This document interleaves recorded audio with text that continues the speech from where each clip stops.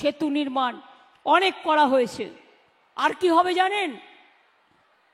এবার তৈরি হচ্ছে ইন্ডাস্ট্রি, চারিপাশে চাকরি চাই, চাকরি, সরকারি চাকরি 5 লক্ষ আমরা চাই অ্যাপয়েন্ট করতে।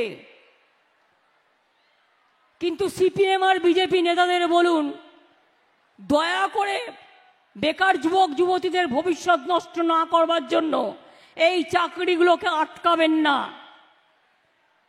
ভোটে গিয়ে কথাগুলো বলুন, কোর্টে যে কেউ যেতে পারে, এটা তার সাধারণ অধিকার। কিন্তু তাই বলে একটু মায়া লাগে না? এত টিচার নেওয়া হবে, পোস্ট খালি আছে, আপনাদের জন্য নিতে পারছি না। মানে এই বিজেপি সিপিএম আর কংগ্রেসের নেতাগুলোর জন্য, কয়েকটা ফুরফুরের জন্য।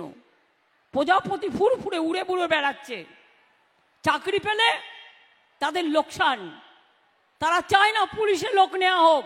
60,000 পুলিশ রিক্রুটমেন্ট হবে, প্রায় 1 লক্ষের মতো টিচার রিক্রুট হবে, বিভিন্ন দপ্তরে 5 লক্ষ ছেলে মেয়েকে নেওয়া হবে।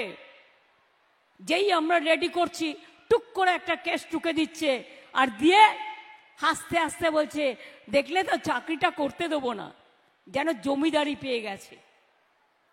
বলি, সাহস থাকলে ভোটে লড়ুন, একটু গণতন্ত্রের রাজনীতি রাস্তায় করুন। সবটা গিয়ে দুর্নীতি করবার চেষ্টা করবেন না, এটা একটা বড় দুর্নীতি। যারা মানুষের কাজ আটকায়, এটা বড় দুর্নীতি। যান রেলে গিয়ে খোঁজ নিন, কত দুর্নীতি করেছেন খুঁজে বের করুন। আমরা তো কখনো বলি না, যা হোক ছেলেমেয়েরা চাকরি তো পাচ্ছে। ডিফেন্সে কি করেছেন, কত ডিল করেছেন, কই আমরা তো বলি না। কারণ আমরা মনে করি, যাই হোক ছেলেমেয়েরা চাকরি তো পাচ্ছে, চাকরি বাকরি আটকাতে নেই, এটা মাথায় রাখবেন। মানুষ দুটো খেয়ে বাঁচে, গরিব মানুষ, তাদেরটা আটকাতে নেই, এটা মনে রাখবেন। আমরা থাকলেই মনে রাখবেন, বিনা পয়সায় রেশন পাবেন, লক্ষ্মীর ভান্ডার পাবেন, কন্যা